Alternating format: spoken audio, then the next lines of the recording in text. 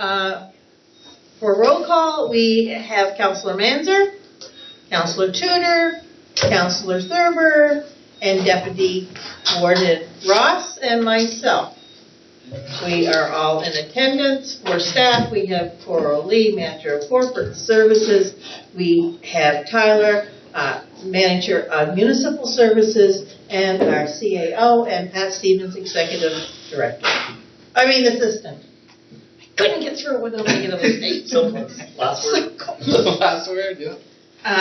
So, I would like us all now to pause to seek guidance, please.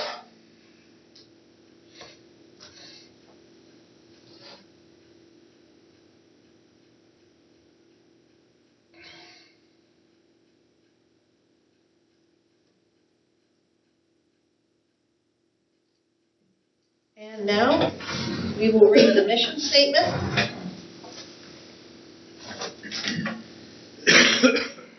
To provide, promote, or facilitate municipal services that meet the community needs while preserving, supporting, and enhancing quality of life for all. And now, we have the agenda. Is there any additions or deletions anyone would like to do? I move, I move approval of the agenda as presented. Is there Seconded. any discussion?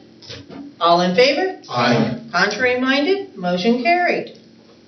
The next is, as I said, I messed up. The delegation will be here at 6 p.m. thanks to my memory. I was looking for her phone number, or email address today. What a coincidence.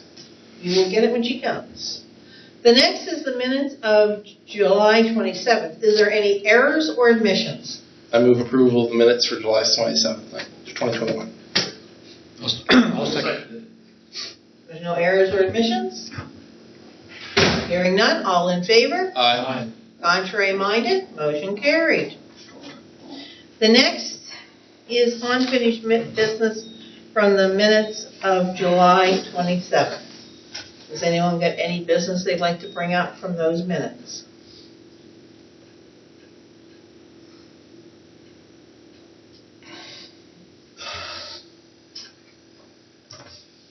Nobody? Okay. The next is the CAO report.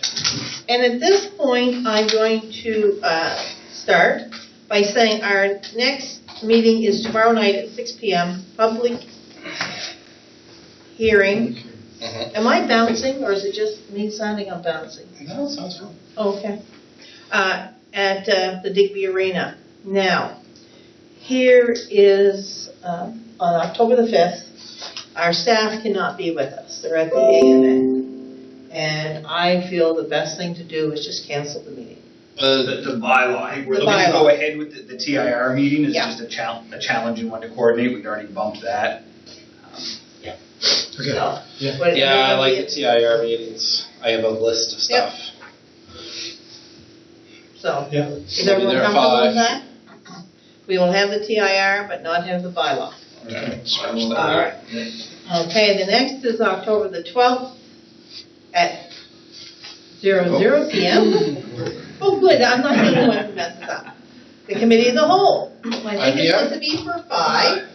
Yeah. Well, Linda's not here to bug you. October the 19th, there's no meeting. October the 22nd, 6th is council. It's not 6, is it, or 5? 5. I said 5, but I said it's October the 26th. Oh, sorry. And November the 2nd is the bylaw and policy. Any questions or concerns about that? I like the broad, the bold type that says reminder all meetings now on Tuesday, so appreciate that. Whoever was that thought of that for me, thanks. Now, the next is the, Warden, pardon, sir? I was just wondering, Committee of the Whole, would you want to make that a possible bylaw? Because we're not going to have a meeting on the 19th, we're not going to have one on the 5th, or we don't do a whole, like, we haven't had a big Committee of the Whole agenda. It doesn't matter to me, I'm just observing it. I'm good with that. The thing is, it's been out to the public. Yeah, where our Okay, meetings are scheduled every second Tuesday. Yeah. That's the more important schedule to keep. Okay, no, that's cool. Yep. Yep, we'll keep her aware. The only thing that we could do, you wanted to finish committee of the whole and then do a small bylaw, okay? No, that's why I was suggesting. Okay. But it was a good idea. Now, the next was the capital projects. Is there any questions for our CAO? Our transit bus has arrived, and I believe it is now on the road. Oh, Yeah. good, that's step one. The October, I thought that it may not make it, but I do believe it's on the road. And they had to come down on Thursday, and was doing the training. Yeah. So I didn't know if they needed a couple of days or Heard one. that. But it's different, it's a different wheelbase, so, there was different things to it. I already went through it. They have two places for the wheelchairs, Yeah. which is really nice. And they're easier to put in than what they were before. The bicycle rack is for two bicycles on the front, but it does not fit children's bikes. None of them do. Just so you know. And it actually smelled so new. There's USB chargers on most of the seats too. For your phone. I think it did, but I was so interested in smelling it that it was so, yeah. I do have one question. It's so white. Is there any talk about decorating it with advertisement or color or? Advertisement is always an option. Yeah. I just wondered. I know you noticed in the minutes too that there was talk about a project for low income bus fares, and I was into The Corps is looking that. into it. I'm interested in that. So thinking if you could get advertisement to offset costs for that kind of part, might be a suggestion when you're there. I know we don't get a vote, but. But like I said, they do not do our 3 days and our 2 weeks, so they think it's wonderful, but they don't feel they can afford it. But I've told them it's such a good PR. And it's a benefit to us at the end of the day. Even if it's a cost, it's a benefit. If you decorated the bus, you're not always going to get the same advertising price every year, but if you worked it into even cutting the cost for your low income, if you could get it free every year, it'd be great, but even if it was just a fraction of the cost, it would offset some of that. It'd be kind of neat. Well, it would be neat. Then you're. But they're going to be looking into it, and the interim manager is great. I saw someone else's hand up. George? The bus that got retired, was that the vicinity or the Eldorado? The newest of the old buses is the one that's retired. Just the vicinity. Yes, and they are going to try to sell it. Yeah. Nobody wants it. Anybody wants it. That's such a good reputation. Brian put so many things in his report that's why you get so many questions tonight. It's fun reading it. You don't get that much info on And it. in actual fact, we're hoping that the new manager carries on. Yeah. The weekly updates are fantastic. Yeah, it gives you an insight of what When I happened. pick up the phone, it's Yeah. so much better. You see the hardships they're having up in the bigger centers, and it kind of makes you think down here that you're having all these problems, and you look up there, and it's like, okay, they're having those problems too. They went through like one mechanic in a month. I mean, just cause I'm sure he found a better job in Labrador or something, but they're having the same issues as everybody else trying to find workers. So Yeah. no, it was good to see. It was a nice report. So, now, is there anything else on the capital project that anyone wishes to address to Jeff? All right, we will go on. Questions for you, Jeff? There was no action items from previous minutes, so financial report. Could there be an approval of the July payables in the amount of $730,500 $63.53. I will motion to approve the July payables of $730,063.53. Is there a seconder? I'll second that. Any questions? All in favor? Aye. Contrary minded? Motion carried. Could I have someone move the payables for August in the amount of $1,402,537.63? I motion to approve the August payables of $1,402,537.63. I'll second that. Any discussion? All in favor? Aye. Contrary minded? Motion carried. The income and expense reports for July and August, was there any questions or concerns for Coralie? Not everyone jump up. Okay. Questions for you? The next, we are going to be doing the standing committee items. And the first one is the holiday policy. And that was a recommendation, and so I need someone to move that motion from the bylaw and policy. I'll move to approve the holiday policy with the addition of September 30th, National Holiday for Truth and Reconciliation Statutory Holiday. Is there a seconder? I'll second it. Is there any discussion or comments anyone would like to make? Okay. Madam, is there anything going on, like is the municipality doing anything, or is the province doing anything, or, in recognition of The only one I know of right now doing anything is Queens Region, and they are doing a flag raising. I have not heard or seen anything else. Has anyone else seen? Not that I'm aware of. I know the schools are doing some activity leading up to the holiday, but that's all I'm aware of at this point. Matt? I read somewhere in the Kentville, the town of Kentville was doing a walk. Oh, okay. Yeah, I believe. I thought I read it, but not 100%. I guess our thoughts are to, I don't expect it. I don't think it's our place to, put something out there for the indigenous people. They wanna do but something. I hadn't heard anything like if they were doing like it's not a celebration, it would be yeah. And I have not heard of anything going on. So, all in favor? Aye. Contrary minded, motion carried. The next one is to approve the tax collection policy with the final bill date changed to October 1st. I motion to approve the tax collection policy with the final due date changed to October 1st. Is there a seconder? I'll second that. Any discussion?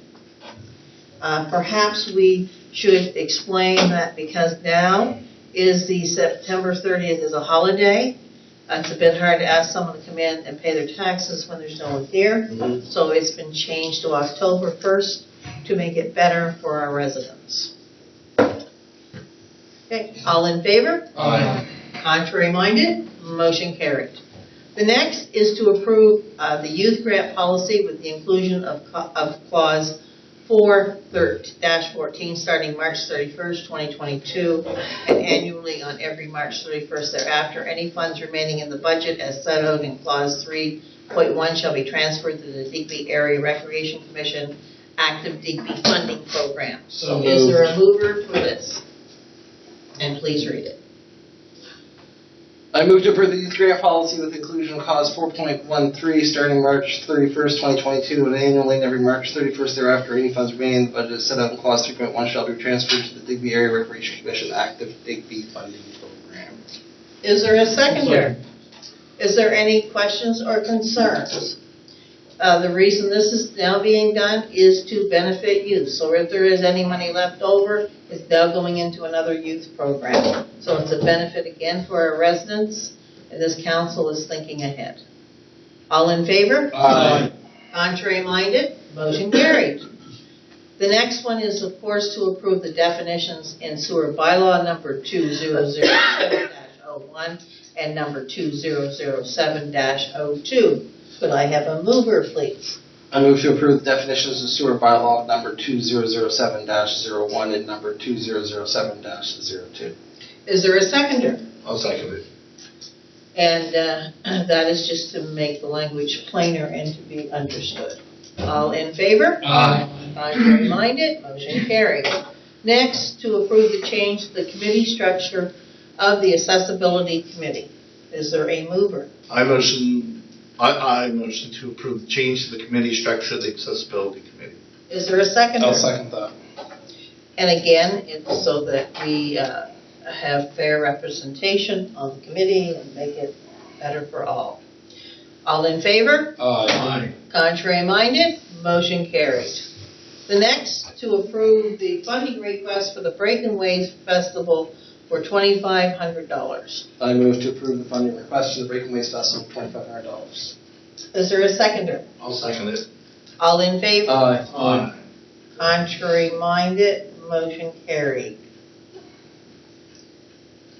I assume that you did not vote, Angela? Oh, no. And just so that the minutes reflect, reflect that she did not vote as it is a conflict of interest. Interest in the bylaw. So, and she had brought that forward before. Number 7, is there someone who would like to move to approve the funding request from the Fundy Hospice for $2,000, George? Angela's gonna do it. Oh, I'm sorry, Angela. Go ahead. Okay. I move to approve the funding request from Fundy Hospice for $2,000. Is there a seconder? I'll second it. All in favor? Aye. Contrary minded, motion carried. Just to let you all know, they have raised $17,000 on that quest. And, you know, things are looking good for hospice. So, You'll have to do a few more rides, man. I wouldn't have wanted him doing rides all week. Ugh. You did well. They did very well. So we did get a thank you letter, which I think is in the package. After a while, I see things and don't remember where. So we have just gone through all the bylaw and policy recommendations. The next is the Planning Advisory Committee recommendation. The first one is vineyards in residential areas. So it's a motion to send a letter to the Department of Agriculture voicing the concerns of Mr. Gates. I move that we send a letter to the Department of Agriculture voicing the concerns of Mr. Gates. Is there a seconder? I'll second it. All in favor? Aye. Contrary minded? Can I just speak for a second to the next one? Motion to refer the discussion of pesticides to bylaw and policy. Can we also Whoa, where are you? the same thing? Oh, I'm sorry, I was looking. Below instead of above. Okay. I'd like staff to research maybe best practices for pesticide use in the province beyond what the provincial recommendations are. Like But I would like that discussed at the bylaw and policy first. Oh, you want to discuss it there? Because, yes. Not what included as a motion with this? Okay, I just want to explain one. I was just on a course, and one of the things that the course said was sometimes we ask staff to do something before we've had a full discussion at a council bylaw committee, the whole meeting. Okay. So we're putting extra work on them, and that isn't really what we want. It's what we think we want. Okay. We do a full discussion. So we have a discussion before, but I thought I would like to have some material to inform our discussion is what I'm talking about. Okay, so what you're asking for then, David, Mm-hmm. is that we just have some material available so that we can look at it and make a better informed discussion. Yeah, essentially, Okay. that's what I'm looking for. Such as maybe present guidelines, like how far from a property border, border. What Halifax does is what I was saying, or what other municipal. There must be guidelines Okay. somewhere, provincial It- property. The province has some, but Yeah, that's a lot. All right, Mr. So we're calling it different things, but what you're asking for is what we just talked about not doing before we discuss it. Oh, okay. So I think bringing this to a bylaw and policy and discussing so that we have an understanding of what you're all looking for. It will give you a chance to hear from us with some of our thoughts on this topic, and then we can figure out what information needs to be gathered and the level of work involved in a potentially very research Heavy involved thing, topic. It would take days. Yeah. It's just a thing for the last 50 years. These guys have been busy all day long for the next 100. Okay, so would we have a motion to refer the discussion to pesticides to the bylaw and policy? Yes, I'll make that motion. All right. Second. All right, all in favor? Aye. Contrary minded, motion carried. If you noticed tonight, and maybe I should have said something earlier, you notice I'm doing a little bit more speaking because I'm told that I should be showing more so the public understands. Sometimes we pass things and we're not speaking about it. Yeah. So I'm Okay. just trying what was suggested to make it better for a staff person, you know. And it's funny because when it was only an hour and a half little webinar thingy, but it was really interesting. So our next is subdivision bylaw road requirements. I don't know if I mentioned a thing before for this one as well. These were just something that was running through my head a little bit before, and I mentioned it slightly with some of the staff. I went and spoke with some of the staff about in regards to the subdivision road bylaw, and I felt like Kathy had some interesting stuff that I thought that maybe that we could have taken into account. But I'm also thinking about the larger picture about making housing, building housing, making it more accessible, making it easier to build houses. And I'm just, we are in a housing crunch, and there was the provincial study that made suggestions on what we can do to make things easier. And I'm just wondering. Okay. If there's a larger context that we could look at the subdivision From the bylaw. meeting tonight, though, we would do this motion. You have the right to vote against it. Mhm. And we can always, again, go back to Well, the committee. my motion isn't necessarily But we against it. okay, but this is the motion that came, was Mhm. recommended from the committee. Mhm. Yeah, I was just a little. I feel like there's a bigger conversation to be had that maybe. If a road's too expensive to put in for a $400,000 house, what's our chances for getting roads put in for a $100,000 house? But remember, Those sorts of things make. I'm just. Yeah. The bigger picture I'm concerned about, but yes, I'm fine with this motion now, but I'm worried about the PAC. I'm just feeling like this is something we could take back. And I don't want to tie our hands too much. At the same time that we're talking about making it looser and easier to build yeah, housing. you do realize we can have 6 houses with no problem. No, I do know that. Okay. I'm just looking at this in the big picture, and I'm just wondering if maybe we should And have a if it's road review. frontage, you could have 100 homes, as long as it's on the road. So I guess I'd like to discuss more of this more at PAC, essentially. That's fine. Yeah. Okay, so would someone like to move? I'll move that. A motion to send a letter to Mr. Simmons to advise him that we will not be changing our subdivision by law concerning private roads. Is there a seconder? I'll second it. Is there any further discussion? All in favor? Aye. Contrary minded, motion carried. The next is a motion to send a letter to Mr. Balzer explaining the process for his request and asking for the rationale behind the zoning change request. I motion to send a letter to Mr. Balzer explaining the process for his request and asking for the rationale behind the zoning change request. Is there a second? I'll second that. Any discussion? Yes, George. Whereabouts is this property? I couldn't tell from the map, like, I didn't recognize the road name. I'm going to ask Tyler to answer that, please. So the property is out by the highway, George, at the exit. You know where the Frenchies is, right off the Digby exit? Yeah. So it's on that road, but on the other side. Okay. Yep. So it's between that road and a residential road there. Yeah. It's about 8 acres or so. Okay. Yep. But I didn't recognize the name of the road that went down by it. I forget what it was now. Okay. Just wondering where it was. Okay. Good question. Any other questions or concerns? All in favor? Aye. Contrary minded, motion carried. The next is business items, Town of Digby housing. Now, you saw the letter, Digby Town Council has discussed the issue of accessible housing in Digby and southwest Nova Scotia. They're seeing if there's any interest from the municipal units in Yarmouth and Digby counties to form a Southwest Municipalities discussion group on affordable housing. This is thought to be a Zoom meeting between Southwest municipal groups on a quarterly basis to coordinate our affordable housing initiative and use our combined voice to move our combined agenda together.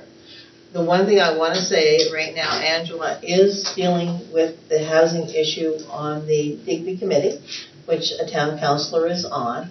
I'm still on Dash, but she is doing the subcommittee, which is a group that's forming and at this moment. And if we did this, I would think Angela would be the one to be on this, because she is the one keeping abreast of what's happening. And I was very impressed with what you sent out last night or this morning. So, how do people feel?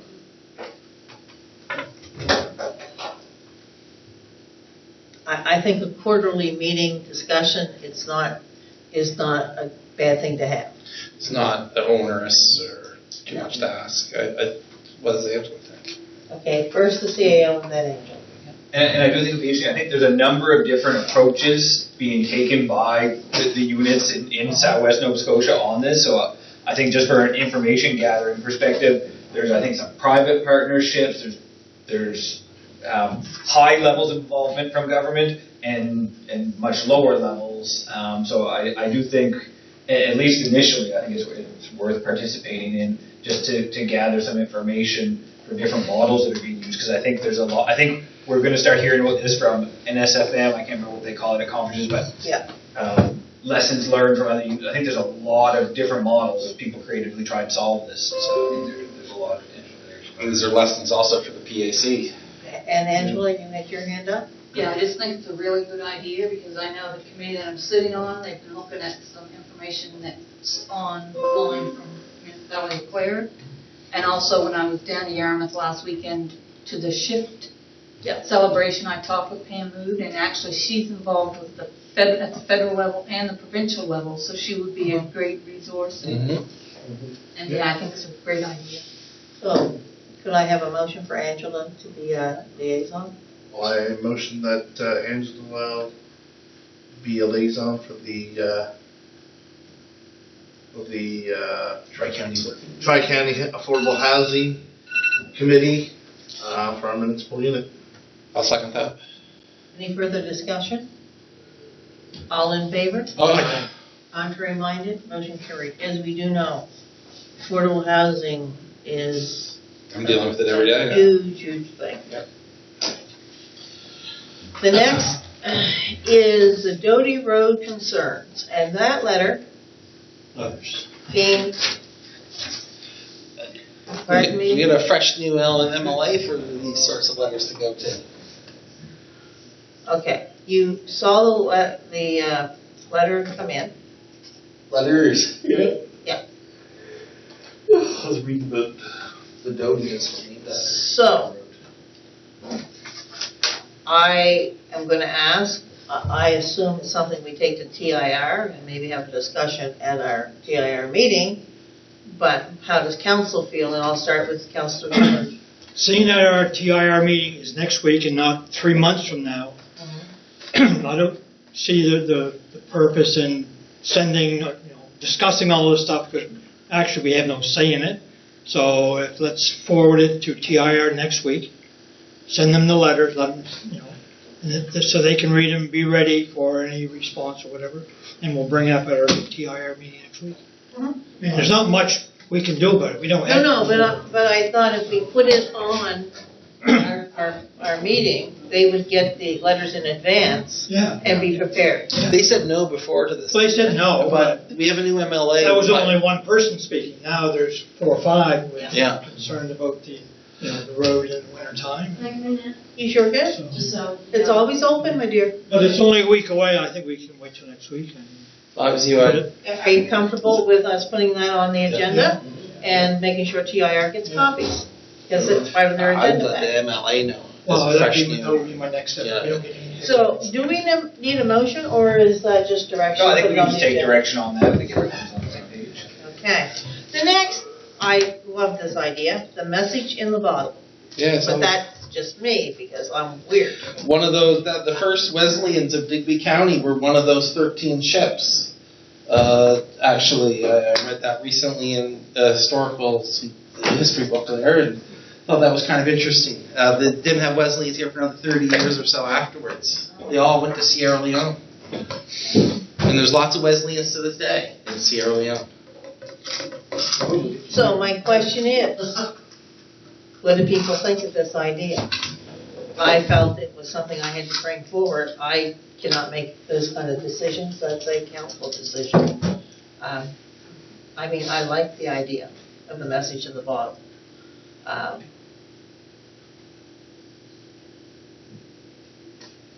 It's a good idea, but the time frame is. And do they want a letter by? David wants to write the letter. Now.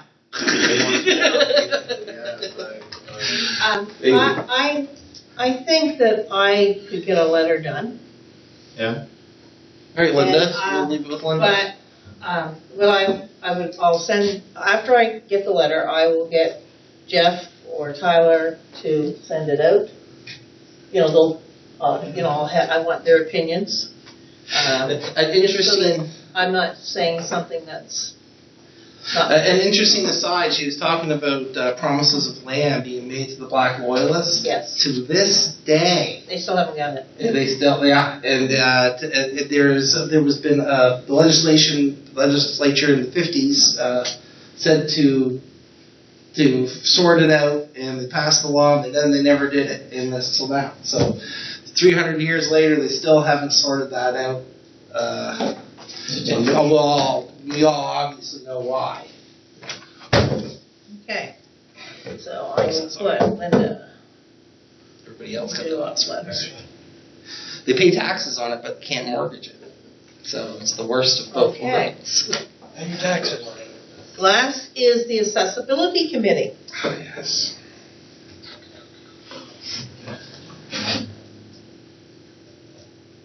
I'll get there eventually. That's all right, you're allowed. I bounce anyway. There we go. Okay. Under our accessibility motions, our first motion would be to establish the Accessibility Advisory Committee and the terms of reference as presented. Could we have a motion? I move to on that, appoint please? Charlotte Sabine as the community. No, first one. Motion to approve the Establishment Gotta of do the first. Accessibility Advisory Committee in the terms of reference as presented. Slow down. Is there a seconder? Seconded. Two of you, that's great. Any discussion? Hearing none, we will ask for all in favor? Contrary minded, motion carried. And this is from what we need for our accessibility to have our establishment of that committee started and the terms of reference. The next motion would be to appoint Charlotte Saban as the community member of the Accessibility Advisory Committee. I move to appoint Charlotte Sabin as a community member of the Sabin? Sabin.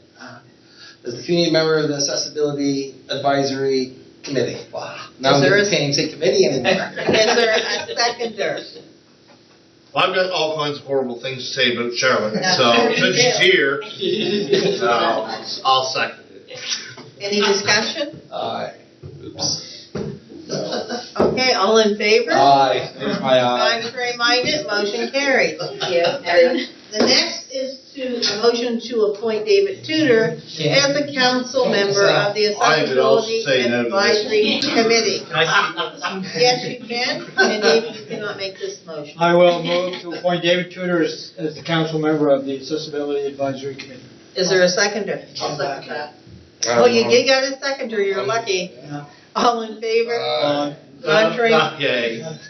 contrary minded, motion carries. And one less board. At this point, we will stop. As I was telling our council, Charlotte, that I told you 6 o'clock. You did. Yes, I did. Yeah. Because, so, Okay, fine, but she doesn't know yet. yeah. Oh, did you give me enough time? Well, yeah, we usually, but I wasn't thinking, so it's okay. 6 o'clock works, but we're gonna ask you to start a little bit early. Oh, that's fine, yeah. So could I have a motion for Charlotte Saban to come forward to discuss literacy at our schools?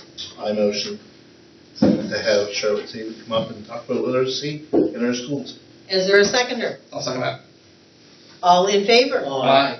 Contrary minded, motion carries. David, are you, Yeah, he's with me. you both can have a chair up front? No, this is her show. Yeah, I'm he's- here with Oh, Moral okay. support. Yeah, I just invite people to come and listen to me speak as well. So. And there's a button to push, Oh, my. I don't know if you. and, yeah, make it so you can hear your, For myself. Oh my. Okay. I don't know if we need that. a little further back, just a bit. There. So for those that don't know me, but I think I know everybody around the table for the most part. Maybe not Angela too well. I'm Charlotte Saban. So for this particular meeting, I'm representing SAC, so the Student Advisory Council. But I also just got voted in, I guess, for 2 years as the president of that again, as well as the home and school for Digby Elementary. So I am a parent. I have 2 kids now in Digby Elementary. So Layla just went to grade 2. My son Lucas started grade primary, and I got a 2.5-year-old that's going to have to go through the system as well. So for those that don't know me, I do a lot of different things just because I guess I enjoy volunteering my time. So I know a lot of different things, whether it's soccer, I guess a little bit about fire departments now, to my professional organization. I work at the hospital, probably some other things, but that's okay. So I know a lot of people and a lot of different things, but when it came to the school, just to give a background, I kind of knew what was, make sure that my kid's learning, make sure that I hold my kid accountable, but also the teachers, and just be an involved parent. But the very first home school meeting, bam, I'm president, and during COVID, bam, I'm the SAC president on a phone conference call. So here I am, fully immersed into this world. And that's okay. So during, Layla had grade primary, and then grade 1, everything goes crazy with COVID. So my first year just being a parent at the SAC, we got some stats that was presented by our principal on our literacy and our math rates. And so I'm just talking about our school at the elementary in Digby, but probably if we looked across the tri-counties, they wouldn't be super great across the board. So it came to our math, we were at 46%. And then within our literacy, we hovered around 58%, some was like 62, and maybe a 70. So I'm just, appalled, thinking, what the hey is going on? As well, before COVID, we had an orientation for grade primary teachers, and we have, for several years now, it was Ben McNeil, and now it's Elizabeth White, for those that know who she is, and she is this attendance person. So for the Digby Elementary and the Digby High School alone, we have a full-time teacher staff member, that's right, Linda, that their job is to try to get our kids to go to school. And she had 3 years ago, because I haven't asked her this year, but she had 100 kids on her caseload between the elementary school and the high school. And then she gave us a spreadsheet. And she showed us what it meant if a kid missed 5 minutes, which of course, I maybe would have hovered in that once it came to high school, missing the first 5 minutes. Then half days, because they do these early dismissals, they're not actually half days, which they are what they are. These learning days that really muck, parents' lives up of where do you put your kid at 12 o'clock in the afternoon. If you've been in that world, And so parents wouldn't take their kids that day. So she did the math of just like, you know, you missed so many hours, and then you've missed years of learning experience. Because, again, like anything, if the kid misses those first 15 minutes or so, the teacher's already got the class started, they're settled, ready to learn. They have, whether we realize or not, they have a specific plan of, you know, how to get into the groove. And these kids are missing that, so that means they're backed up by that time. So she's got 100 kids on her caseload just for that. And then the game changer, which is stuck in my mind, so that was my Coke bottle moment out of all of it, was that by grade 3, it's basically game over. So that means just by missing classes, the kids aren't meeting the outcomes. And for them to meet the expectations to meet for the next, 9 years or so, you have to work really, really, really hard. And that could be a multitude of reasons. The parenting to a child can be sick or, tragedies. There's all kinds of reasons. But regardless, if they miss this time by grade 3, it doesn't matter who you are, that kid and the family, if they have that family support, have to work so hard. And then COVID comes, and COVID stays. And I'm just losing my mind as a parent. And my dad, for those that know my dad, he's like, you need to talk to the parents, you teachers, you need to make sure you know what's going on. I'm like, I'm trying, Dad. I am trying to figure out what my kid's literacy rate is. I am trying to figure out what my kid's doing. I'm trying to figure this out. And it's not easy. And again, I'm trying to be one of those parents of being involved and making sure that I can do whatever I can to support my kid and, do a decent job, but, even fail at that sometimes depending on how things go. So I'm just petrified. And then last year, when we went back to school, we had 10 kids that didn't register for homeschooling or just show up at all. And the province was okay with that because it's COVID, right? So that's just, again, for the Digby Elementary School. We're just okay. These kids, they're alive. Maybe, somewhere. But they're alive, we think. And it's okay because education, is important, but it's not because it's COVID and, we'll just do whatever. And then Christmas comes, it's like, stay home an extra week, because that's easy for parents who work to begin with. Like, sure, we'll put our kids somewhere, but then also, like, all the kids that we feed and clothe and buy socks for and, water and hugs and everything else, let's keep them home for another week. Sure, that's a safe place for them, because we know the stats for domestic abuse and everything is just skyrocketing, so let's keep these kids at home. Perfect. And then we get locked down again. And then we don't have Chromebooks, and we don't have computers. So before even COVID, I'm losing my mind because we're supposed to meet these technology outcomes with no computers. So how does my kid meet the outcomes? So then I'm thinking, how do I, beg Dad, I guess, or get, sponsored or something to get Chromebooks so that my kid can learn how to use a computer properly and the software and stuff like that. So then that comes along, and we finally get some Chromebooks. It goes to certain kids first, and then we're waiting, and by end of April or so when things are locking down, more computers come. They're coming in, little Peedles and Poddles, and I have a computer at home, so I didn't want to take one away from, another kid, because we didn't need to really access one, and I understand that. Most people don't have computers or whatever, and I still do, and it'd be better than a phone. So then, come to find out, we had 100 kids who didn't even come get a free computer. So what are these kids doing? Who knows if the online learning, they tried their best, that it even worked anyways, but then we've got 100 kids that aren't even accessing the free computers to pick them up, and then we would deliver them to their house no matter where they lived in the boonies or wherever. So I'm losing my mind. I'm just freaking out. And then we have this data wall. So this started just before actually David left, so he was pleased to hear when I was speaking that we had this data wall. So I was pretty pumped to see that, because what it is that was requested, and it was supposed to be called a tri-county area, that every kid is on this huge board, and letters are from A to Z for literacy. So if you're in grade primary, you go A, B, C, and then grade 1, D, E, F. So I'm like, where's this data wall? Because we did no provincial assessments last year, because again, we just put the kids in the classrooms and we just hope for the best.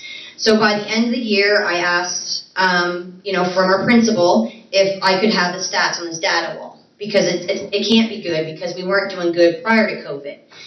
So for some reason, our grade 5s and 6s were meeting 75% of the expectations, but like up to grade 3, we're at like 46%. But so there's no way that we're meeting 75% of the expectations because we weren't doing that before COVID. So that data is completely skewed, and Lord only knows what they were assessing them for, or they just put them up there because those aren't the proper numbers.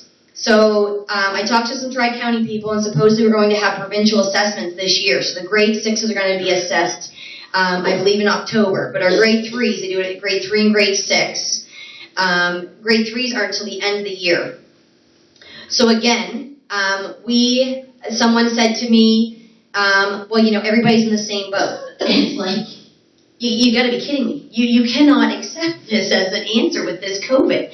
COVID is what it is, but still, like, we have, in my opinion, an absolute crisis, and people have put healthcare, rightfully so, at the forefront of a crisis. But I wanted to come to you, as well as I went to the town, and anybody else who will listen to my wonderful rants, to know that this is an absolute crisis, whether you have kids in the system, or maybe you did, or maybe you don't yet, we will soon. This is, I don't even know, like, it's mind-blowing to me that we've been okay with this, because I have told our principal, whatever we were doing prior to COVID wasn't good enough, because our numbers show that. Not to say that people weren't trying, this is not to say that teachers aren't doing a good job or whatever, but as a whole, whether it's parenting, the community, money, the Tri-County, the provincial organization, all of it, we are not doing good enough, because the data is there. That is a provincial exam of standardization, and we are not meeting it. So we need to do more, and we need to do better. And accepting that COVID happened and everybody got pushed through, everybody's in the same boat. We were sinking prior to COVID. We're at the bottom of the ocean, and how the heck do we get these kids back up? Because our grade 3s, which I would have got those stats 3 years ago, were 46% mathematics. And for the last 2 years, those poor souls, if they even went to school, we have to remember that as well, or the learning that they were able to get, are now in grade 5 or grade 6. There is no way they are grade 6 level, unless they were that 46, So we have just pushed hundreds of thousands of kids through the education system to say that they've graded and everybody's the same way. And these kids, if we don't do something, are never going to meet expectations. And that's besides just missing a couple minutes of school. So this is where our kids are at. And a lot of parents just think they read the report cards and think, well developed. Kids are doing great. When you get your report cards now, there's no pass or fail or anything. You would think my kid is an absolute genius. She's got space between her letterings. She can count to 20. She can count by twos. And meeting expectations, she's a pleasure to teach. And holy love it jumped up. At the end of the year, she's at a reading E level if we're lucky. So in grade 1, it's D, E, F. So you regress because it's summertime. So my kids, great parents, we're white, we have 2 incomes, we're the epitome of that my kid should do okay. So that's my example. And so she's at an E level reading at the end of the year, if that's even completely accurate. So then the summer happens. Did we do everything we're supposed to? Plus she's in French immersion, so my French is not great to begin with. So we do a little bit of reading, we do the cooking, all those things they say other kids don't get. So she's doing great there. She's outside playing, swimming lessons, having the time of her life. So likely my kid going into grade primary is likely at a D level reading. So my kid has to go through D, E, F, G, H, I this school year. 6 reading levels. Because she's probably regressed. So this is a kid that has a decent home, my opinion. But if we take any of the issues that we know we have just alone in our community, and is about 50% of our population, what the heck are we going to do with these kids?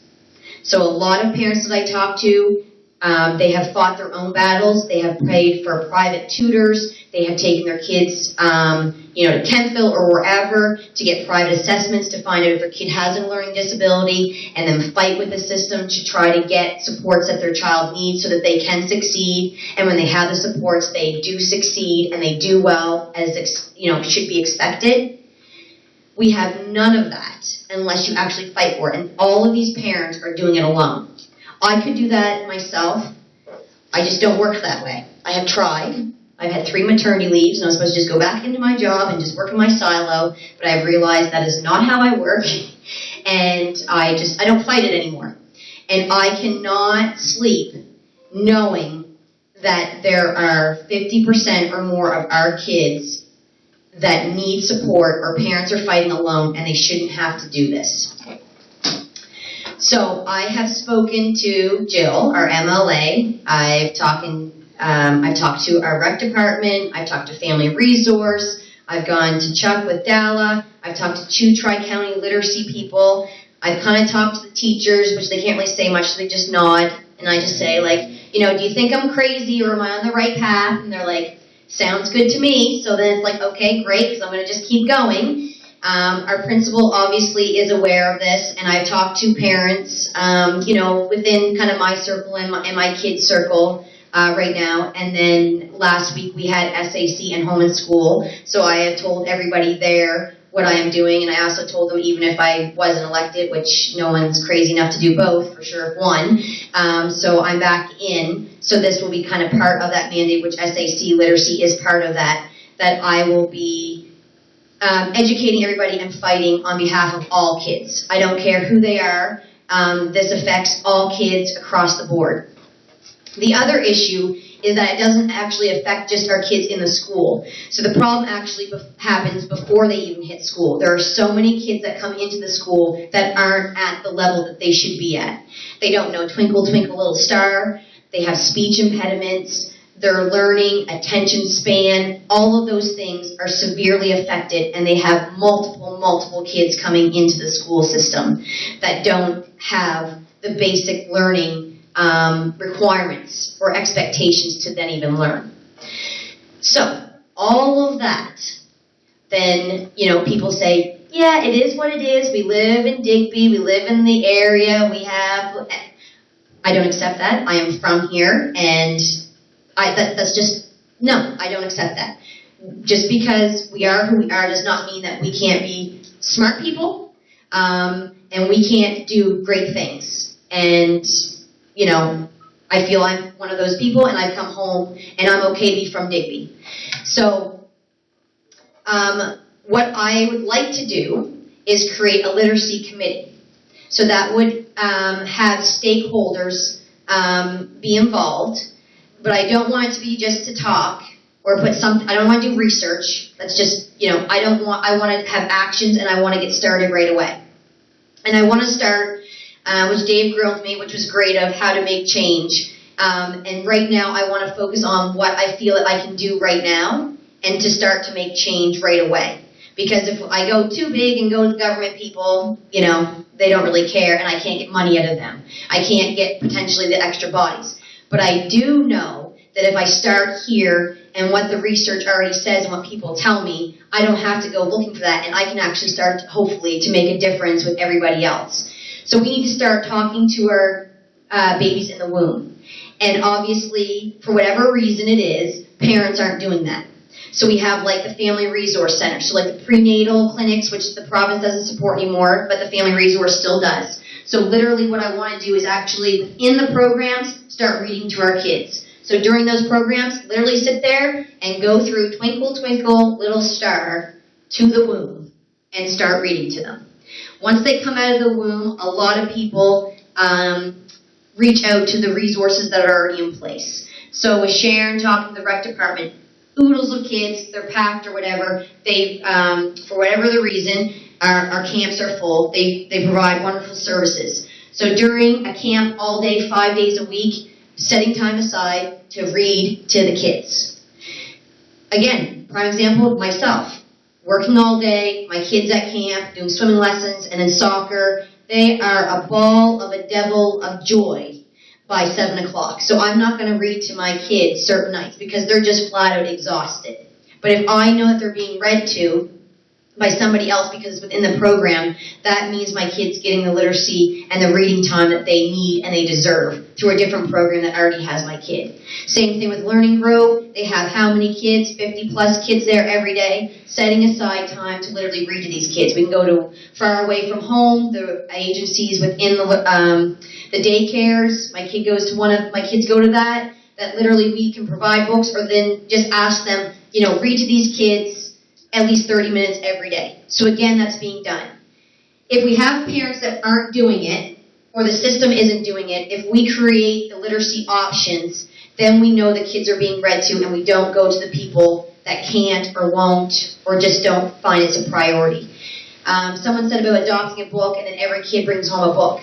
If they're not reading to them anyway, bring a book home. It's a good fine, it's a great idea, but regardless, they're not going to pick it up. They're not going to read to them. So I'd rather put my resources and my time into things that are already established, or that we know we can get people to do that. So this is kids before they even come in, that hopefully that will make a difference, which we can take the stats from even this year, which is a great opportunity since COVID has made everything wonderful when it comes to literacy and mathematics and all that sort of stuff, that we have a really horrible baseline. So any improvement, we can count that as a win. What part of that really has to do with that, but we can at least call that a win. Before COVID, we had teachers reading to our kids at recess, providing them an apple or a banana, and then the teachers would read to them. And I witnessed it with my own eyes. The foyer there, if anybody knows elementary school, which is, bigger than this here, was packed with kids sitting there listening to a book. So if we have volunteers and different people coming in the school, which is allowed now, and then the teachers and even the grade 6s, or even any kid that can read, that wants to get up and take a turn to read to the other kids. Again, this is just another opportunity for kids to be listening to literacy and words and being read to. So with the literacy committee, with all those stakeholders that basically saying, what can you do? And basically giving them the task and saying, this is kind of your part to contribute to these kids and start reading to them more. Within the town and the municipality and the restaurants to the stores, is probably they got rid of it, which was great. Superstore had the bananas and oranges and apples. It was a great thing. Kids love that. They took that away. COVID was on the apple, I'm sure.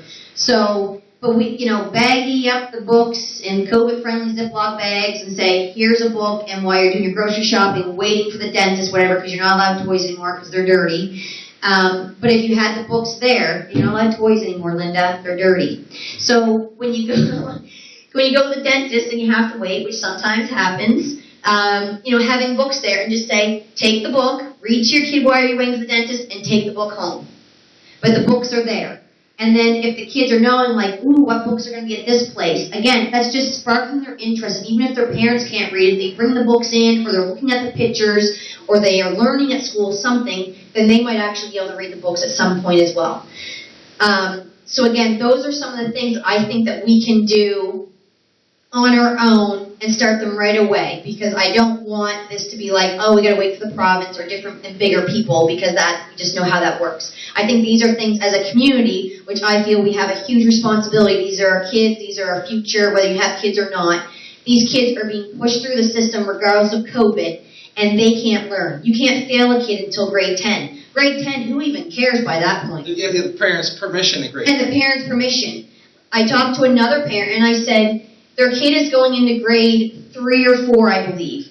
And they had their kid was in French immersion. They felt it was a bit of a struggle for them. They pulled them out, put them in English, felt it was a bit better for their learning, but still, because of their learning disability, it's still a struggle for them to learn. I said, what do you think it would do to make a difference in that kid's life if you held him back for a year?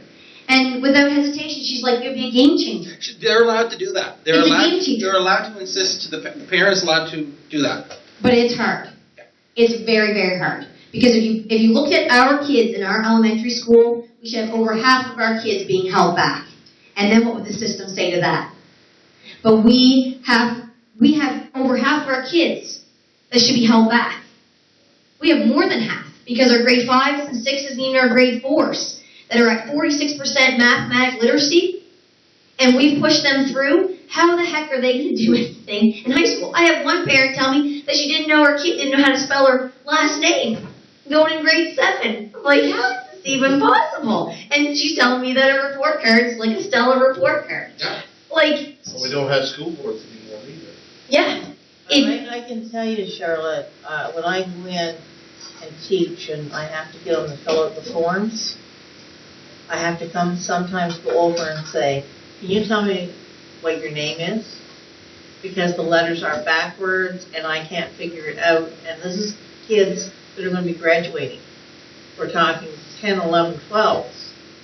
And I'll say, what's your civic number? And they say, I don't know. It amazes me that, and they'll say, well, I'll say, please, fill in your name and write your name. They say, oh, we don't write. That's what I mean. But I go around and said, that means address. I need your civic address. They don't seem to even understand what they're looking at. No, I had one person tell me that a kid that had to write their signature and put a smiley face at the end of it. Like, this would be some sort of professional document. And they had no idea. Like, they just did it. And had, it's just, and not that it's just our, it's across the board, but our kids, I know what the stats are, and it's not good.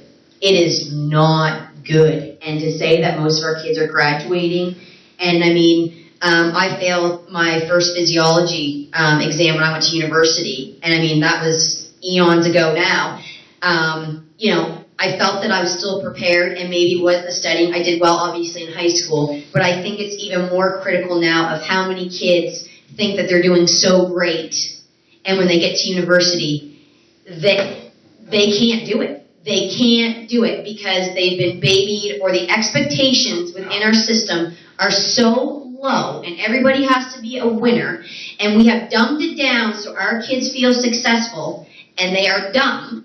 Doesn't mean they have to stay dumb, but they are not anywhere near where they should be. And for us to not have that expectation is, I don't even know what the word, it's unacceptable, it's disheartening, deplorable. And then David, his work at the high school and what he's telling me of what we should be having and the opportunities that we should be offering our kids for academics and courses aren't even being offered. It was a complete gong show, I know, again this year, of courses being offered and kids being screwed over. COVID, again, has done a wonderful job when it comes to sports, but also we have multiple, because soccer's the first one, know that world as well, but we have multiple soccer players that only had 2 courses in-house, which is kind of unacceptable anyways, because you want the kids in school rather than gallivanting. And they had to do a course online, but then the sports organization, which is now under education, not NSSAF anymore, not really positive things about that anyways, but then they were saying, well, you need 3 in-house courses or you can't play. It's not their fault that they have no courses to take, because the education system isn't providing them. So they were telling them that you got to go take a random course just so that these kids can play sports. This is what we're doing.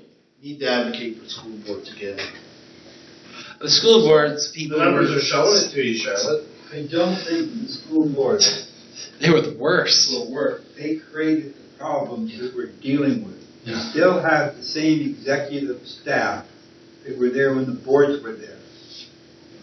And they're the ones that delivered the program, Mm-hmm. and they're not delivering. The board people didn't have the confidence to do anything other than rubber staff what staff So, did. Charlotte, I'm going to ask a question. Sure. You're here to talk to us. I assume you'd like us to try to do something. Yeah, so then I was thinking, as town, municipality, kind of public, what can you do and what would be my ask?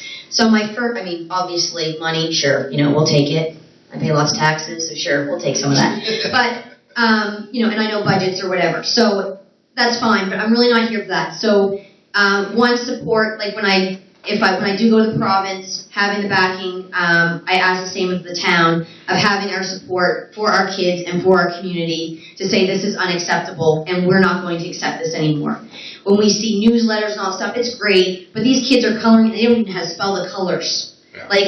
that can look great of those programs. When I talk to the school board, they're saying that we've got new people in our school and stuff this year. We lost 2 TAs though, so again, we have kids that need support. We don't even have them anymore. And it sounds great with that. So we need to then hold them accountable that this is not enough. So that would be a step that I want to do, so obviously having your support for that. The literacy committee, potentially, you just coming and listening so that you know what's going on in our community or what I'm fighting for. And then the other thing would be literally you volunteering and you supporting the programs that I would like to put in place and coming into the school and reading to our kids and making this actually happen. That's the biggest thing that I'd like to see. I'd like to see like an after-school program, but that's more complicated. Driving, we feed the kids anyways, we find something there. But that's a whole, logistical thing. But I think coming into the school, which we're allowed to do now, and having people coming in, and we have that on a regular basis, and supporting our teachers and our kids, that's what I would like to see. So I guess the support, resources that you have, and I would like to, again, hold them accountable. I don't mind throwing them under the bus whatsoever. Mm-hmm. Like I said, I can't get fired for going after this, so I have no problem saying this. I know it's a big feat. People have told me, what am I going to be able to do? It's too big. I understand that. I'm going to give it a good fight. I'm not backing down. I'm not going away for a good 20 years. And I don't think it's acceptable. And I think at least if I'm here doing it, I really feel like the parents will come on board. I'm surprised that no one's really gone, extreme. I know the SACs have kind of tried, but just the parents in general, I don't understand how someone just hasn't looked at it like me or just thought like, am I the only crazy person to think like, this is not good. This is not good, and it doesn't sit right with me, and I can't sit back. So that's what I'm asking tonight, to support in whatever we do with endeavors when it comes to the province, Tri-County, but then also your time. I'm a chair of the SAC down in my neck of the woods, Yeah. and also substitute teach. I substitute TA, and I substitute duty aid. Yeah. And everything you're saying. I'm also married to a literacy expert. You're right. You get these kids showing up at the school that say they're straight A students and they can't even meet the most basic amount of the expectations. Like these are kids that are F students and they're showing up with A's, mm-hmm. and their parents think that they got a little genius and they need to have an individualized lesson plan made up because they're so far behind. Yeah. And that happens over and over again. Another one is you mentioned about all the homeschoolers. I'd say about 1 in 50 of them did any work, mm-hmm. and the government says they will accept absolutely no evidence. All they need to say is I homeschooled my child. Mm-hmm. And a lot of your stuff there, and also you brought up that wall. The data wall. Yeah, if teachers had an extra 40 hours a week, those data walls would have been great. Yeah. It's just one of these bizarre suggestions that come from a board. Somebody read a book, and now here's an extra 200 hours, and nobody does them. Yeah. Nobody's got time to even pretend to do those. Yeah. Yeah, I would like to follow up with you on something else. Anyway, I was talking to David earlier today at a meeting about SACs, but maybe this is something we could talk about separately from what you were saying. I'm going to get my wife to watch this on YouTube, what you just said. Sure. I forgot I'm on YouTube, aren't I? Yeah, well, I'm going to... When does that come up? Does it take a couple days? Because I do want my wife to see this. Yeah, no, absolutely. And I am more than happy to,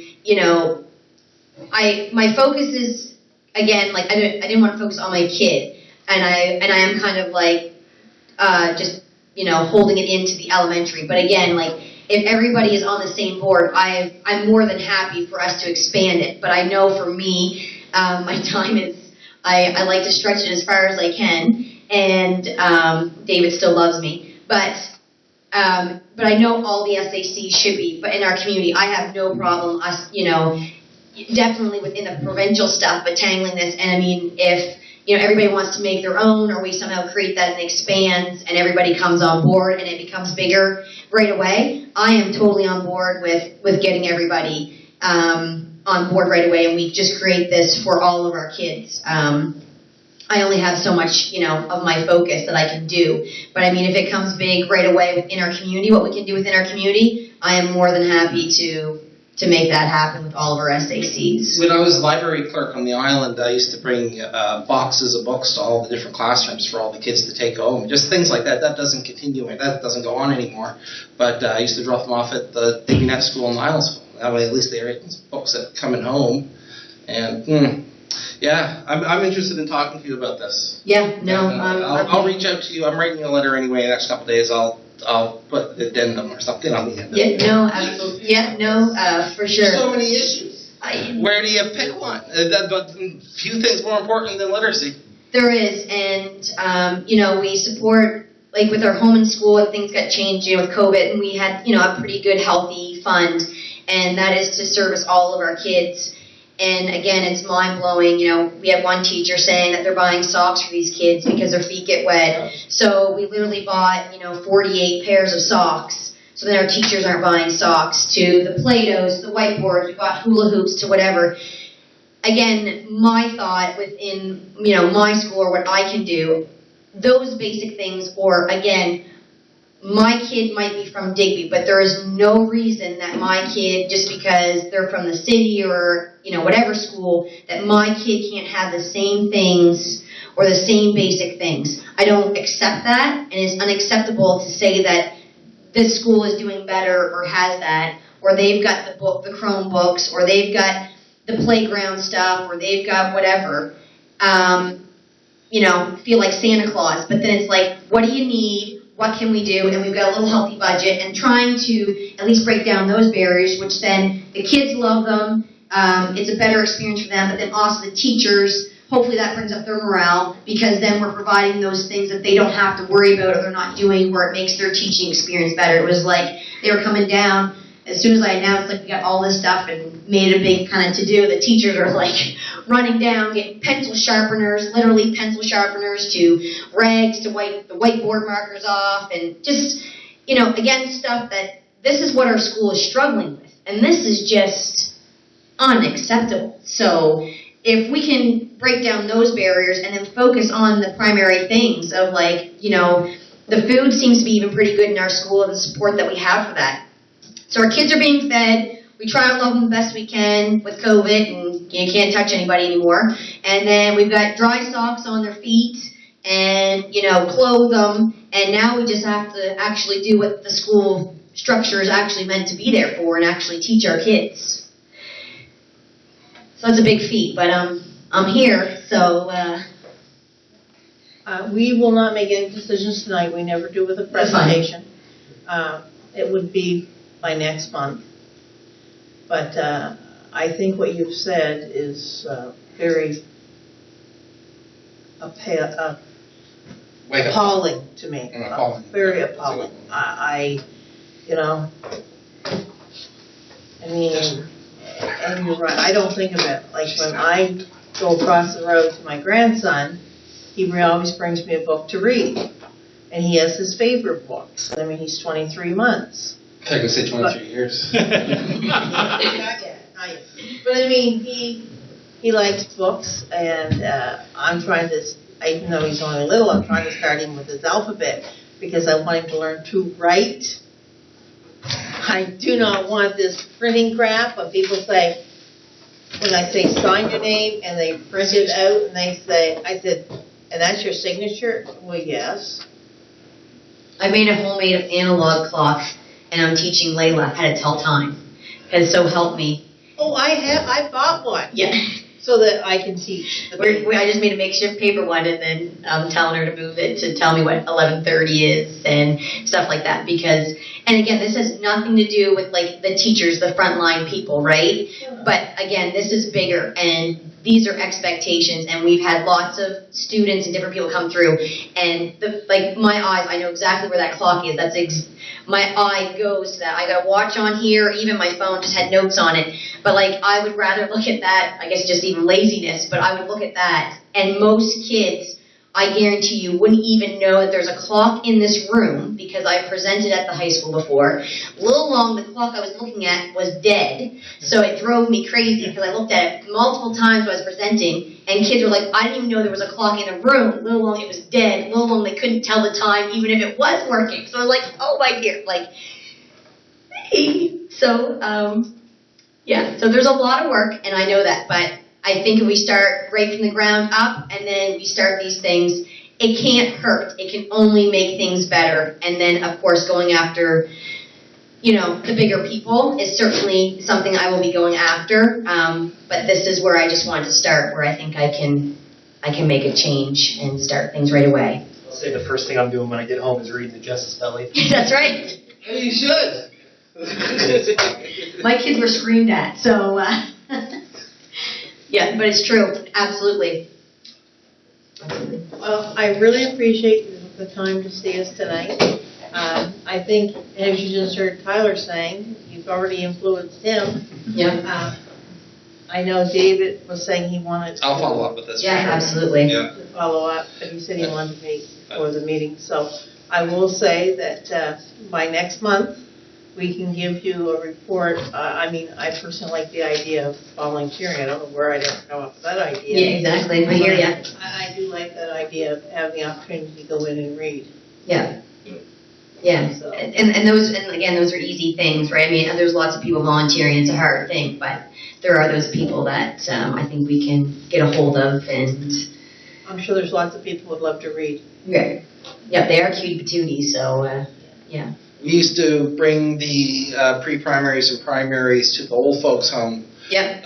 Across the way. I'd bring them actually with me, and brought the teacher didn't really know anyone, so she asked if I would escort them over. And yeah, and the kids would read to the old ladies, and the old ladies would read back to the kids.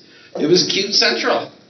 Yeah, and I mean, all of those things, like Dallas doing great stuff, the Family Resource is doing, like everyone is doing great things. And again, I'm not here no one has time for that, to reinvent the wheel. So those are all great programs I would never want to see be taken away, or to say that, whatever. Like, keep all of those. But we just need to add a lot more into it to support the kids and keep what's going on there, right? The Dallas doing a reading thing every Tuesday, and you get 2 free books. Like, and it's open to anybody. So again, those are great things, but you still have to get people to get there. And I just want to make sure that it doesn't matter who you are, these kids are being read to, and it doesn't matter, the home life to whatever, these kids are being read to, and hopefully we can get a few more.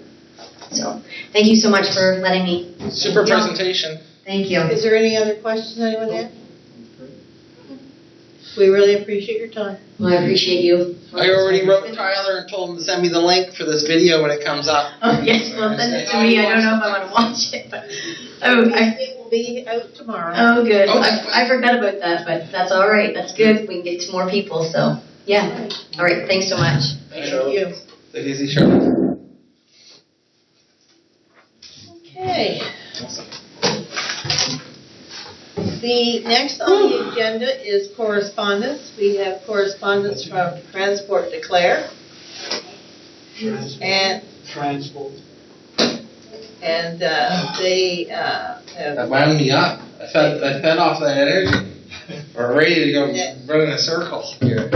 that they're purchasing, on March 31st for a new bus. So I thought that was really nice.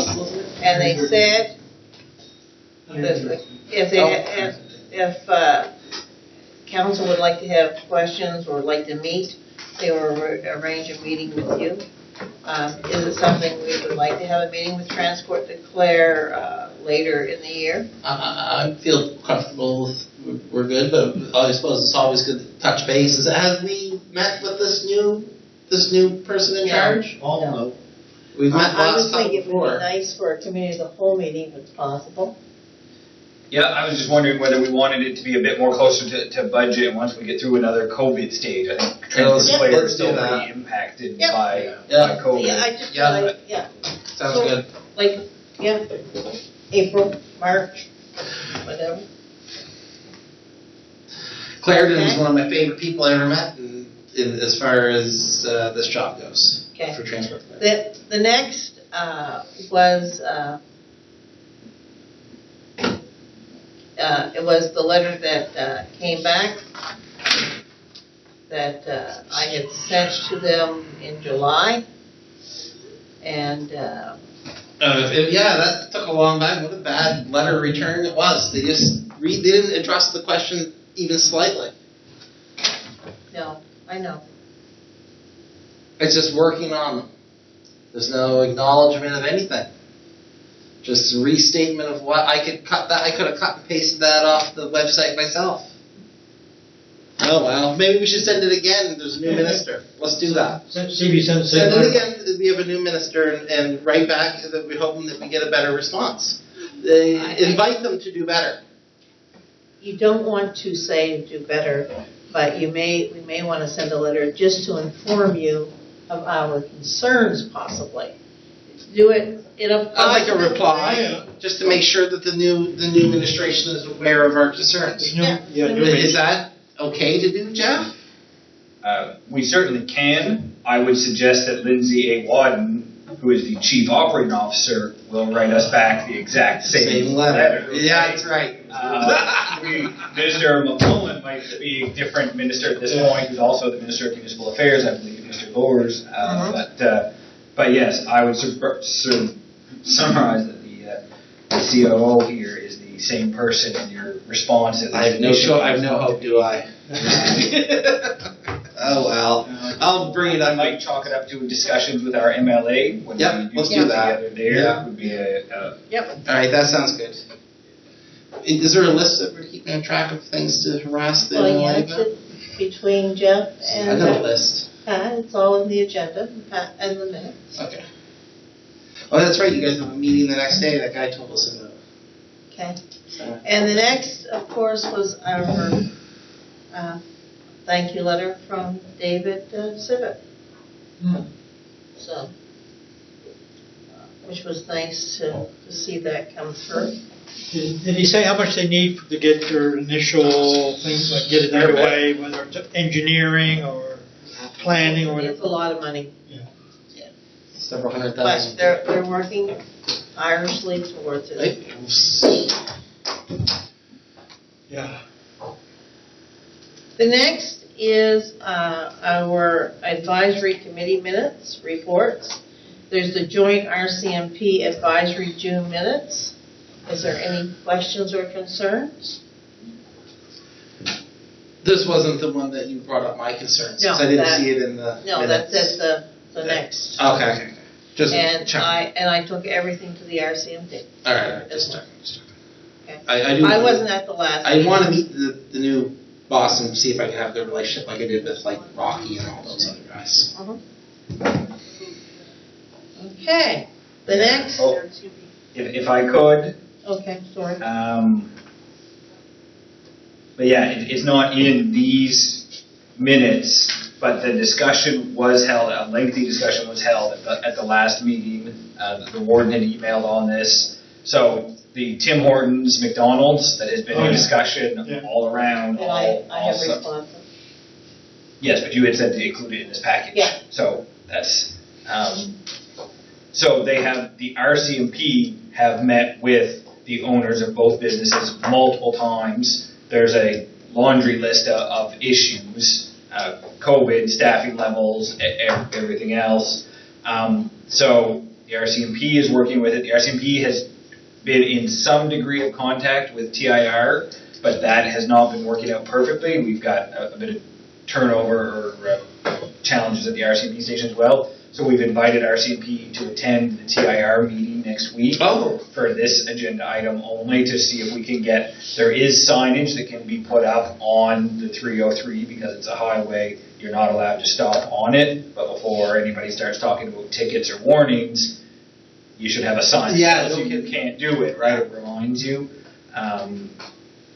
So that there has been some movement and discussions. It's just a tricky situation to move forward. And like I say, when they can't open up their restaurant parts because they've only got enough staff to staff the drive-through window, and it's only partially staffed because they can't find enough employees, it results in a long line out the driveway that we all see the evidence of and heard about all summer long, right? Oh, yeah. In Fredericton, they passed fines for this. They had problems with cars going into the road, and they also passed a rule if you Well, no, that might have been Hong Kong, if you went through an intersection and blocked it off. It was like Most huge cities fines. who are Big fines. who are their own cities or towns who are their own traffic authorities have that flexibility, where this is a provincial highway, it's TIRs to erect the signage. That's right, it's a highway, isn't it? Enforcement, but that's the difference here, right? I'm interested to see what they'll say next week. Okay. The next is other council committees. There's nothing under that. So then we go to the joint municipal committees, minutes, reports. You have your dark July and August minutes, the recreation director and active living coordinator August and September reports. I'd like to mention that, but again, I've been hearing good things about DART. Just to let you know, my neck of the woods, I just thought whoever's on that committee, I've just been hearing one good thing after another. Oh, that's good to hear. The DDA May minutes. King's Transit Bus Electrification Proposal, That was fun. June and July minutes. A letter from Transportation and Active Transport, and 4 August updates and meeting notes, and a note regarding the September 30th holiday. Any questions or concerns? So is our bus running on September 30th? No buses are running. I like that the King's Transit Bus Electrification Proposal referred to your state, your local state. Wasn't very personalized. The next were the Tyview Terrace May minutes. Was there any questions or concerns? Okay. The next is Waste Check September meeting notes, June and July Regional Chairs Committee, special meeting notes and update, and Waste Check connections for June, July, and August. Any questions, concerns? Yes, George? Last month there was a call of concern about garbage being gathering at the head of the wharf in Weymouth North. And I think somebody had called Matt about it or whatever, but I took a drive around there, and yeah, there was up at the head of the wharf, there was 7 or 8 green garbage bags. But I'm suspecting that's from the guys fishing. So is there anything they could do to provide them with a bin or something there to put their garbage in? So the wharf is privately owned, but Richie, the bylaw enforcement officer, he's met with the management there several times, had several phone conversations, so I believe it's been taken care of. Okay. But he's going to keep an eye on it, Okay. but he's in contact with them about it, and they're aware of No, it. at least, my way of thinking is, at least they were bringing the garbage off the boats and really nowhere to put it, so they were putting it in a pile at the end of the wharf. What else are they do? Take it home and put it in there. Well, I suppose. Well, I suppose Fill up they your could too, car, but, but if you know. Well, the pictures I first saw when they brought it to me was, it wasn't in a pile, it was in multiple piles. Okay. Over here, over there, slung over there. So the private wharf just. needles in them. Yeah. I mean, You know. it was a mess, but hopefully it's worked out. Yeah, when I was there, all I saw was bags, and they were all Yeah, in one. that was after the fact, Somebody they picked it up, right? cleaned it up. 'Cause But at least it should have some kind of a small bin or something they could put those garbage bags in. well, if you do like the Port Authority down in, or here in Digby, they pay Shane or somebody to go down and give them a dumpster. So they put all that stuff in, it gets regularly picked up. And I believe this wharf did have a private arrangement in place in years past, so that's something that they're probably So it's been looked after. It's just a very unique situation where this is a private wharf owned by a business that this group is using, right? So we're really like 2 levels removed. So we're trying to keep an eye on the situation, but it's trickier than a usual wharf situation. Yeah.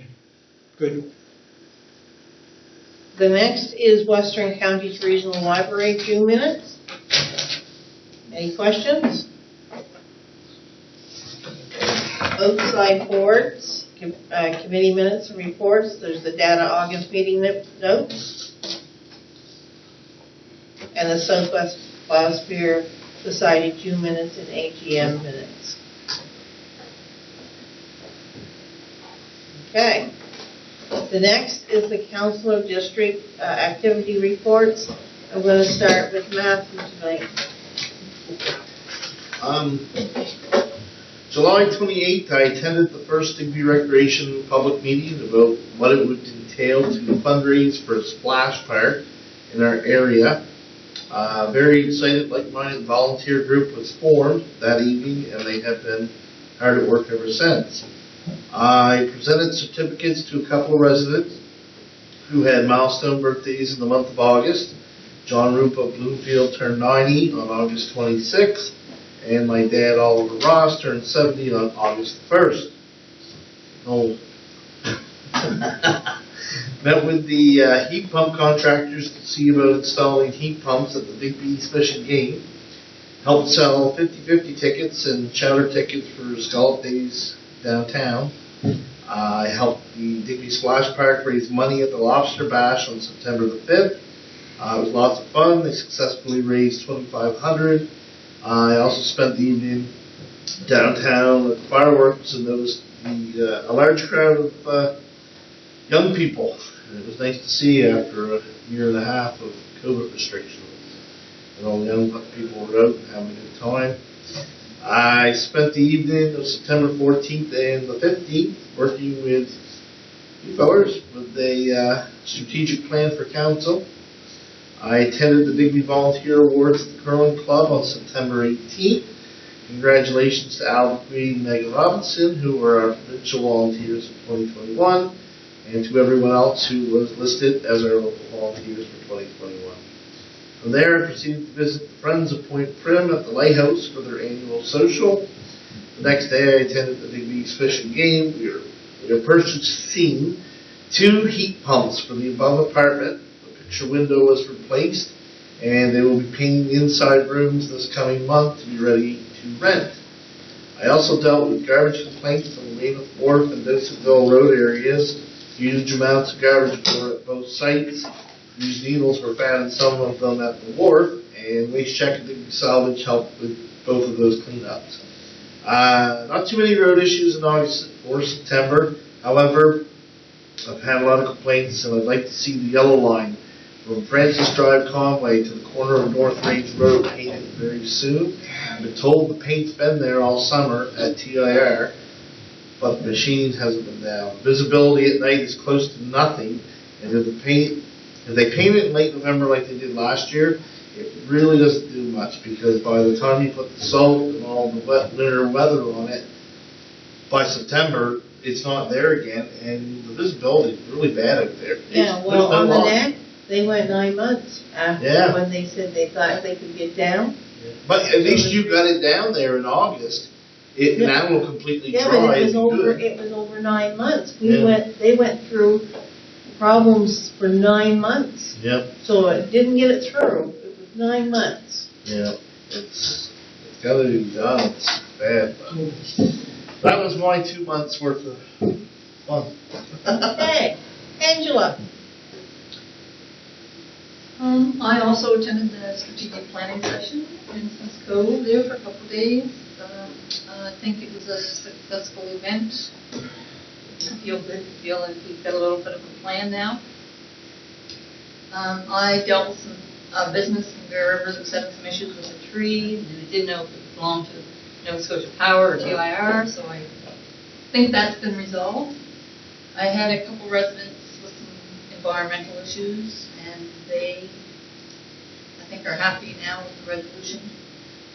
I've attended several meetings with the Housing Coalition, and I attended the Shift 10-year anniversary in Yarmouth on Saturday, and that was a really nice event, and I got a tour of the house, and I met with someone that a guy from one of the councillors from Argyle and Pam Rood, and we had some discussion about some of the issues that we're all dealing with.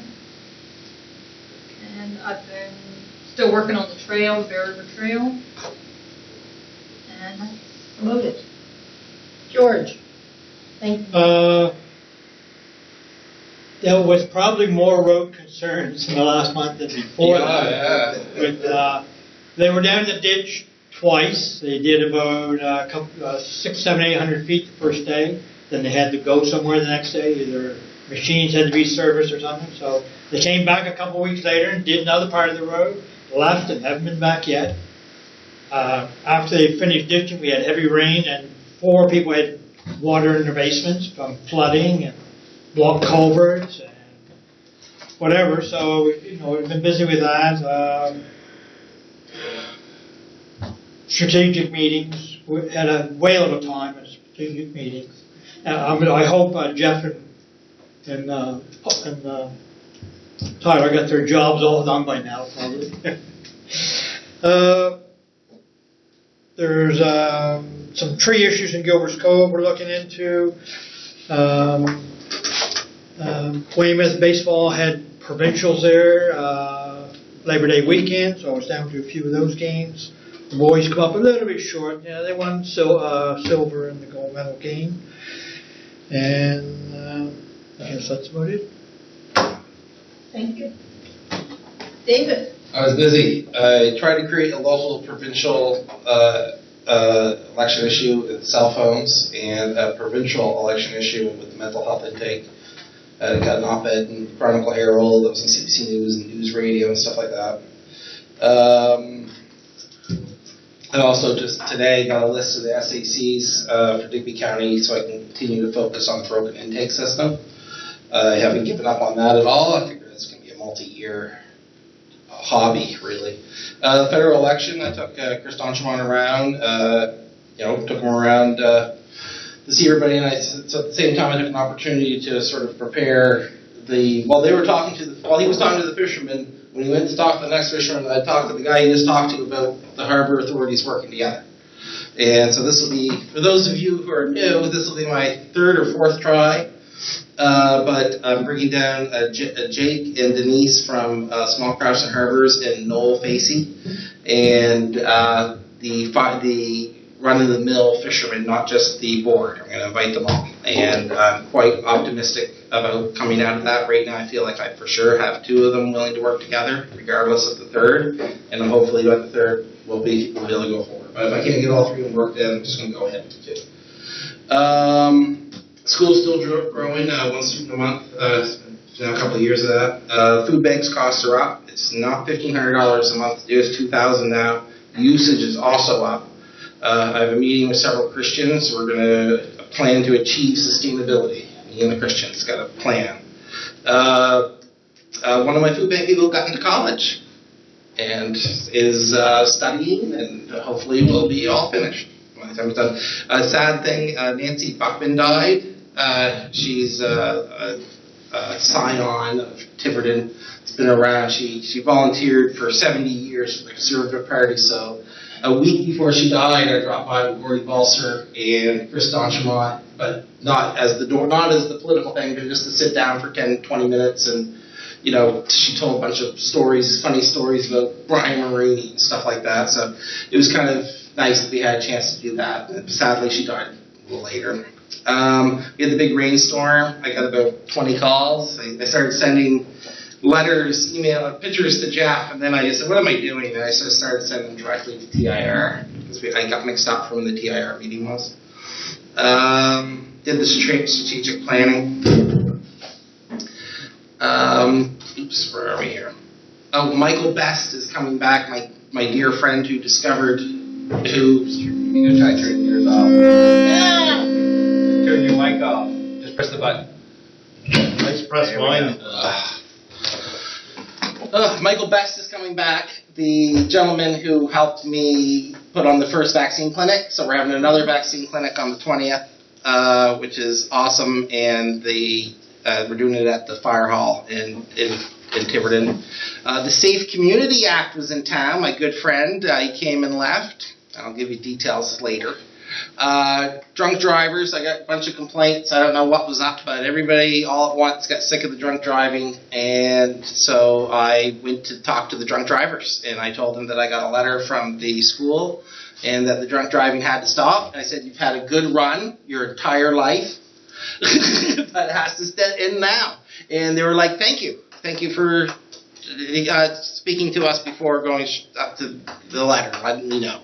And crazily enough, in the 3 days since, I haven't seen any of them. So we'll see how long that lasts, but I'm taking it while I can get it now. Church basement flood. This is sort of funny. I don't know why someone asked me why did they get you, but yeah, the church basement was flooding, and of course they show up at my house. Had to spring into action. I was on the CBC talking about more jobs than people. We're having a real worker crunch down there, it seems. I picked up a couple of people I missed the first time going through for the Fundy Dental project. There was a couple of people that weren't able to get the paperwork together, so I just finished up that. And this was, I was proud of this because this was tough. I found homes for 2 separate, and might I say, desperate families that were like looking at, I don't know what they were going to do. It was homelessness. They were like looking to who they were going to give their children to keep care of their kids. That's how bad it was. But it all worked out. I also made sure that kids who didn't have school supplies got them before school started. You know, I didn't want anyone showing up with without their materials. So we got quite a few materials together, and we figured out who would be most likely to need them, and we dropped them off before the first day of school. Also, the ferry pass, they weren't giving, unless you had a receipt for the ferry pass from 2 years ago, they weren't going to give you your refund. But who keeps a hold of a receipt for 2 years? They have copies of the receipts in the ferry itself, and so they weren't going to give receipts to people unless they had one. But now I called John Makrovich, and I wrote Weldon O'Neill, and they're going to make. I believe they're making the money available to the people. I said $100 doesn't sound like a lot to you or somebody else, but if you're working at the plant, $100 is that's $100. That's a lot of money. I called Susan Refuse and Weldon O'Neill. The ambulance wasn't waiting for the ferries and hasn't been for several years. What happens is the ambulance just sits there for 30, 40, 50 minutes waiting for the ferry to come across. So now they're going to go across immediately. They're going to make a special trip for them. So I know it's a minor thing, but that idea came out of Clyde Stark, whose son had his arm torn off and was lucky to get to the ambulance just in time, kind of thing. The boy's arm was saved, eventually was saved. I've had meetings with the village commissioners and working with some people in the home warming. And I also worked both elections. They both were like, we're panicked, we don't have enough people. And anything I love is democracy, so I signed up. So they kept me really, really busy, and I had a day off, and I used it to go to a public meeting with the MLA in Tiverton, and I left with a whole bunch of stuff for me to do with Department of Transportation. Like a fool. I should never have went. What was I thinking? I thought that she might make some promises, and whenever an MLA makes promises, I write it down, and I keep it in a list to be brought up forever. So, she didn't make any promises, but oh well. They went quite well. Okay, thank you, David. For me, it's been a busy summer. I've had a lot of concern, whether it's the roads, flooding, concerns about many, many things. It's been a really hectic summer for dealing with concerns of people. I also, Greg Thomas and I met via Zoom with Plastic. They were looking at different things, and now our manager of Municipal Services has taken over that file to deal with. I got the opportunity to actually go to a tea this summer. It was a private tea. It was very limited, and everyone had to be 6 feet apart. What kind of tea? A company, like or what? Earl Grey tea. I meant organization. It was a nonprofit that put it on, but there was no charge. They just invited people in, and we got to chit chat. But it was so different because we're all at our own little table. You know how? Well, I don't know how tea works, but it was really fun and fancy. I attended the Bear River Eats fundraiser, which took place at the same time as the Waves in Freeport, the festival. And I spoke at that one. Then I also spoke at the opening and the closing of Digby Scallop Days. I did the same for Lobster Bash. I volunteered times with both to help out where I could. I also attended by Zoom a coastal protection seminar or meeting, whatever way you want to call it. I also attended some private things going on, in that we have some birthdays coming up that I will be attending. The other thing that I attended was the Ground Search and Rescue. They did their certificates for last year, and we did that, and that was enjoyable. I also got to meet with the independent marine ports, and not only did I get to go, but Jeff was there as well, and we didn't know we were going to meet. We actually even sat together and was tormented because I had the CAO with me. But that was okay. It worked out, didn't it? Even if he said, Linda, shut up. Because guess who was speaking? Chris D'Entremont. Doing an excellent job, stayed non-political, and I'm really enjoying him. He's not bad. He's good at the tour, too. Yeah, but here's the thing. He suddenly said, okay, Linda, I know, time is up. I didn't say a word. I didn't think I was looking. I was interested. Does that work?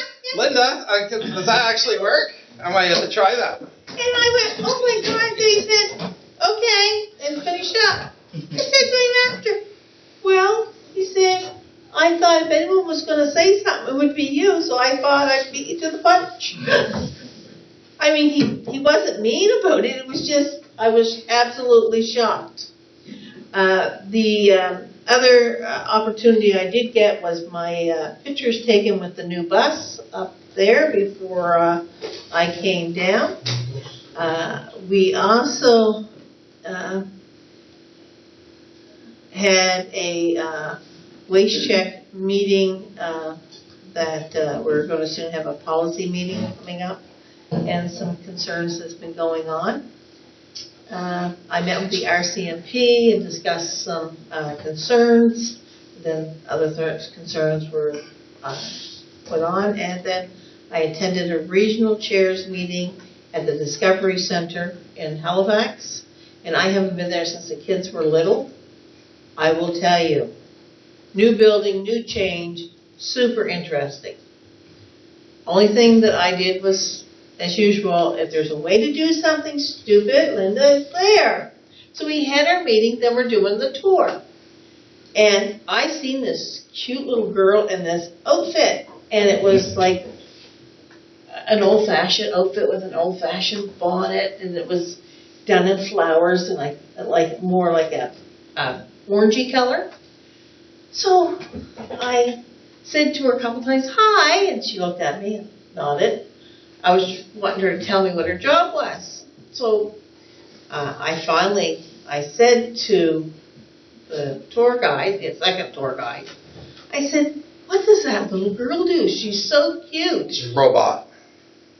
She said she's a visitor here, and I believe you are looking at her normal clothing from... Methodist or Mennonite. That's it. Yeah. I don't know. I went, oh, no wonder she kept, because I was trying to, hi, how are you? And talk to me. Strangely. What's your No, but I wondered That's a good one, why Linda. she was dressed. That's like something I'd do. I didn't, thank God. But I will tell you, I've never felt so embarrassed in my life, but I will tell you, if you have kids or grandkids, take them. I've never seen anything more interesting, and I was having fun. I'm taking my kids there, yeah. Yeah, I could have enjoyed. So, Back in the day. otherwise, we are back at staff, and we are finished our activity reports. The next, I would like someone to call for going in camera for a contractual issue and human services. I move in camera. Seconded. All in favor? Aye. Contrary minded? Motion carried.